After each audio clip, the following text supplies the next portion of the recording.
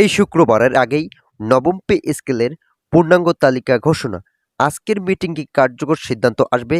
থাকছে কর্মচারীদের 1:5 অনুপাত ও কর্মকর্তাদের 1:7 অনুপাতে গ্রেড সংখ্যা পরিবর্তন। এ বিষয়ে অর্থ উপদেষ্টা যা বললেন, এ বিষয়ে বিস্তারিত আলোচনা করার শুরুতে এখন পর্যন্ত যারা আমাদের এই চ্যানেলটি সাবস্ক্রাইব করেনি তারা অবশ্যই আমাদের এই চ্যানেলটি সাবস্ক্রাইব করুন এবং ভিডিওটিতে একটি লাইক করে ভিডিওটি কন্টিনিউ করুন।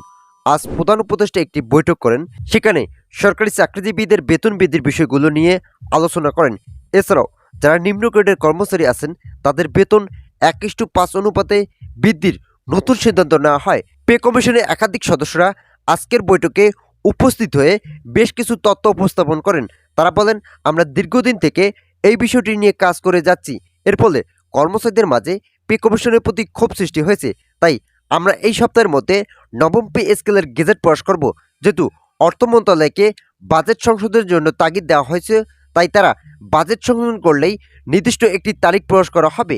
একই সঙ্গে বৈঠকে উপস্থিত ছিলেন স্বরাষ্ট্র উপদেষ্টা। তিনি সরকারি চাকরিজীবীদের বেতন বৃদ্ধির বিষয়টিকে খুবই গুরুত্বের সঙ্গে দেখছেন। তিনি বলেন, বেতন স্কেল পরিবর্তন করা এবং বেতন বৃদ্ধি করা কাজটি সর্বোচ্চ 2 থেকে 3 মাসের বিষয়। তবে এখানে এতদিন বিলম্ব করা মোটেও যুক্তিযুক্ত নয়। পে কমিশনের উদ্দেশ্য বলেন, আপনাদের উচিত হবে এই সপ্তাহের মধ্যে গেজেট প্রকাশ করা।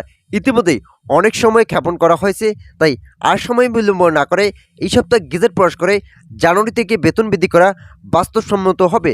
ভিডিওটির এই মুহূর্ত পর্যন্ত এসেও এখন পর্যন্ত যারা আমাদের এই চ্যানেলটি সাবস্ক্রাইব করেনি তারা অবশ্যই আমাদের এই চ্যানেলটি সাবস্ক্রাইব করে পাশে থাকা বেল আইকনটা অল করে দিন। যারা কর্মচারী আছেন তাদের জন্য বেতন 1:5 অনুপাত নির্ধারণ করা হয়েছে। এছাড়াও যারা প্রথম গ্রেডের কর্মচারী থাকবেন তাদের জন্য থাকছে 1:4 অনুপাতে বেতন বৃদ্ধির সুবিধা। 2015 সালে অষ্টম বেতন স্কেলে সরকারি চাকরিজীবীদের 4 ভাগে ভাগ করা হয়েছিল। তবে নবম পে স্কেল 3 ভাগে ভাগ করে বেতন বৃদ্ধি করা হবে। অষ্টম বেতন স্কেলে প্রথম শ্রেণীর কর্মকর্তা, দ্বিতীয় শ্রেণীর কর্মকর্তা, তৃতীয় শ্রেণীর কর্মচারী ও সর্বশেষ চতুর্থ শ্রেণী কর্মচারী হিসেবে বেতন দেওয়া হতো।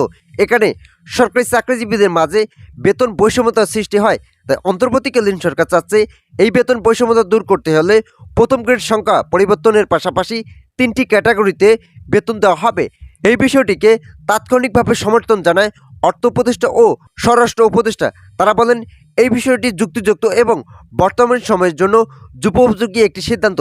নবম বেতন স্কেল শুধুমাত্র প্রথম শ্রেণীর কর্মকর্তা ও দ্বিতীয় শ্রেণীর কর্মকর্তা ও সর্বশেষ তৃতীয় শ্রেণীর কর্মচারী হিসেবে বেতন দেওয়া হবে, যার ফলে যারা কর্মচারী আছেন তারা দ্রুত ইনক্রিমেন্টের মাধ্যমে বেতন বৃদ্ধির সুবিধা ভোগ করবেন।